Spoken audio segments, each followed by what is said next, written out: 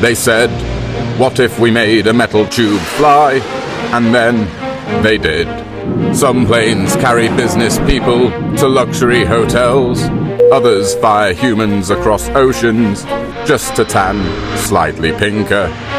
But not all planes are built for peanuts and armrest battles. Some are built for speed, for power, for people who eat G-force for breakfast and casually spiral through the sky like physics was a polite suggestion.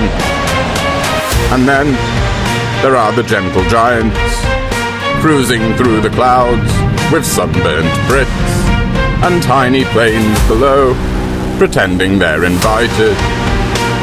We made planes for holidays, we made planes for war, and we made planes for doing this, because apparently gravity was getting cocky.